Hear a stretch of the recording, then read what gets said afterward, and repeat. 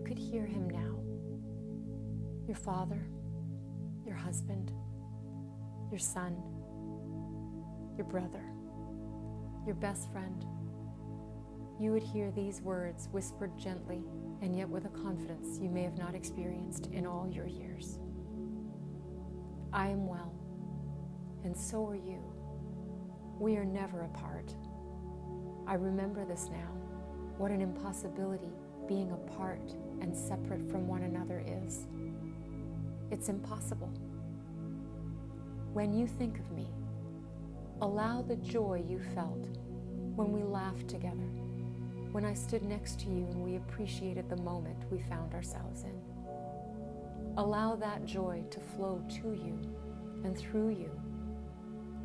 Don't block it with anger and confusion or sadness or envy of wishing you could come with me. Feel my presence and speak to me whenever you have the desire, as though the physical form you believed me to be was looking into your eyes. I haven't left you. I have merely aligned myself fully with the only reality. I wanted to do this. I chose it. And you will feel me whenever you feel appreciation, joy, and acceptance of this truth. I am everywhere. You will feel my presence whenever and wherever you are, if you tuned in to those frequencies. I will never cease to be, and neither will you.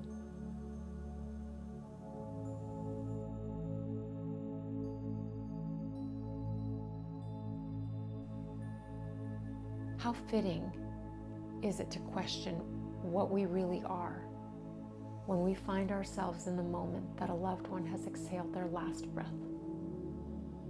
Is it selfish? Is it cowardly to believe that they're no more and to recoil at the thought that one day we'll meet their same fate?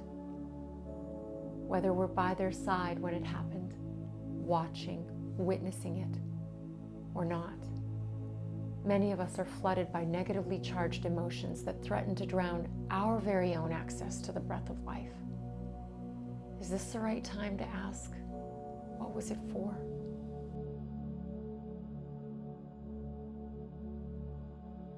What was it all for? For thousands of years, for as long as we've recorded history, we've asked, what is the meaning of life and death? Of birth, life, and death. To be born helpless, vulnerable, relatively immobile, completely dependent on others and the outside world for your survival, and without memory of anything before or a blueprint of what's to come. To spend a lifetime riding a roller coaster of emotions, joy, pain, suffering, sorrow, excitement, fear, the gaining of knowledge. Do we really leave this world knowing anything as an effect of having lived in it, but never retaining any of it for a prolonged period as long as we know? And to have it all come to an end. No matter the degree of positivity one has experienced during their time in this world, or the darkness of the negativity, none of it lasts. It's all temporary.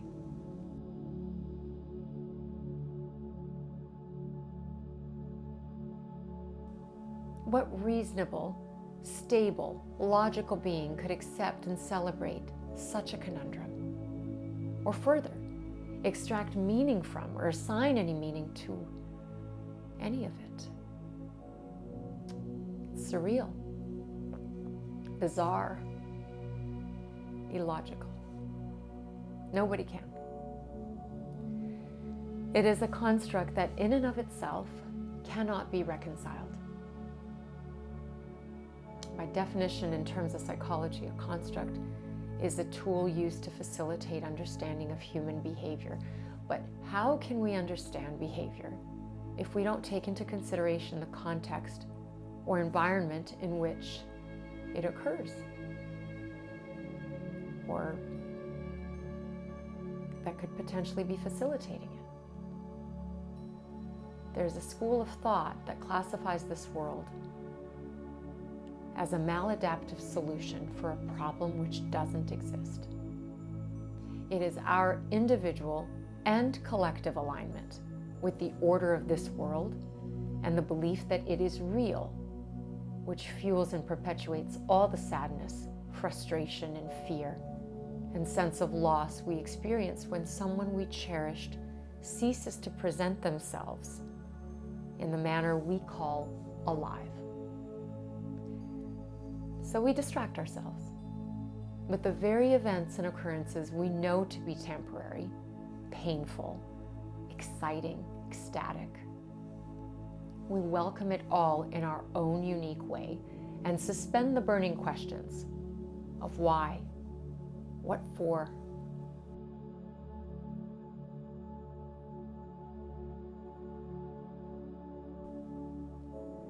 Or we take a leap of faith. There must be a reason. There must be something better waiting for us after all of this. Just trust. We attribute the order of things in this world to something, again, separate and outside of ourselves. Or we say, it's just the way it is. Like taxes. Death and taxes. Two things we can trust to always be there for us.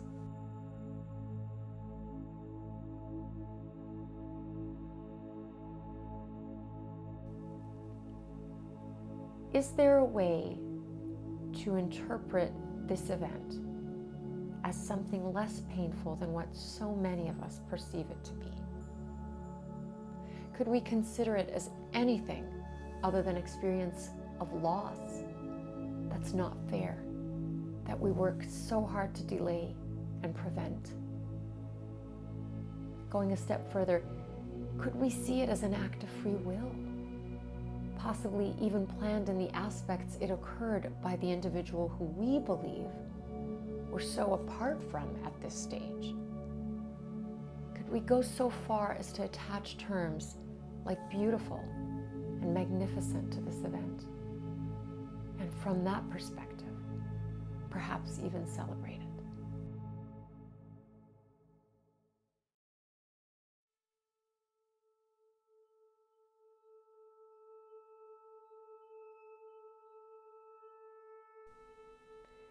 The chasm which divides the vantage points for each of us, where this is concerned, varies in its width. How could you celebrate an event that would divide and separate you from those whom you shared a profound, deep bond?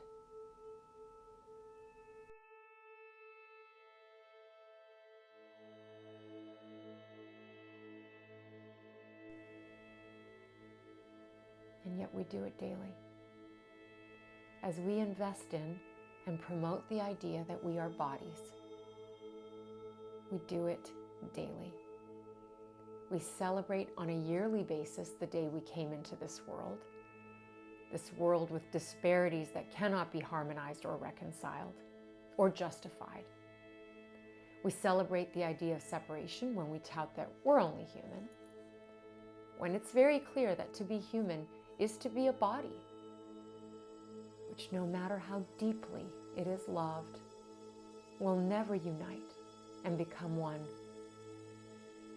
with another body.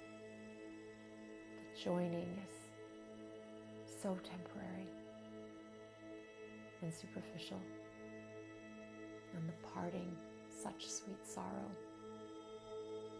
We walk around as separate bodies with separate interests, with our own separate private thoughts, hesitant to share them indiscriminately for fear of disapproval, criticism, or worse, condemnation and consequent ostracism, exclusion even. We live in separate rooms and separate homes, neighborhoods, cities, counties, countries, with county lines and city limits signifying where one dominion starts and finishes, and the other starts only to finish just before the start of yet another. with borders and boundaries and bodies of water separating us.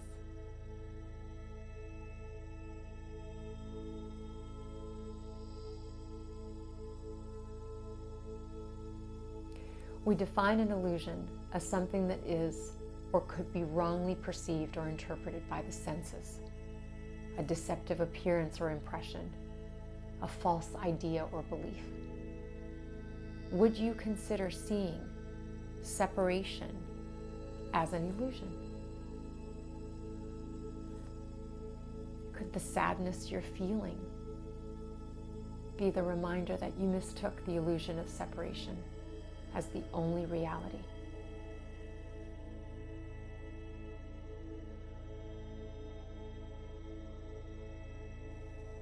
Is it time you withdrew your allegiance from a thought system that promotes the idea of separation? Is this something you would ever want to consider? And if you considered it, what would you lose? Or might you only gain? What would it take for you to begin to identify as the field of energy that animates and energizes the body versus the form that field projects, a form which disintegrates once that field withdraws its attention from it?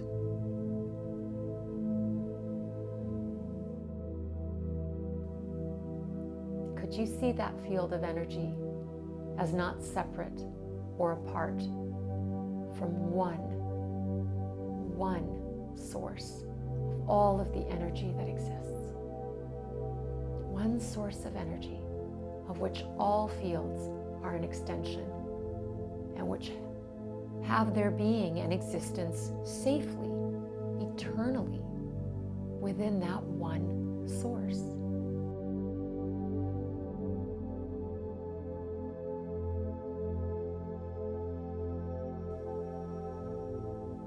Your cherished, beloved departed wished that you could divest yourself from the idea that you are separate, that you are perishable, vulnerable, ephemeral. Would you consider obliging them?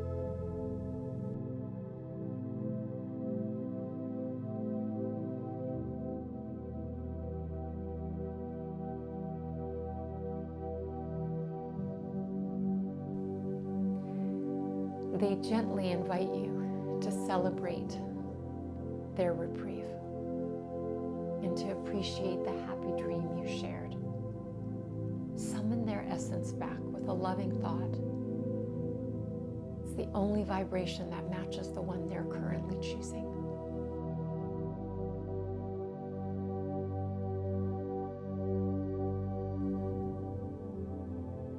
You can't lose anyone in one perfect field of energy. Perfect oneness. Not even yourself. You may forget once in a while, but your forgetting doesn't negate the truth of how accounted for you are. Together with your brother, your husband, your father, your son, your best friend. Eternally safe and of infinite value in the mind of one source that you can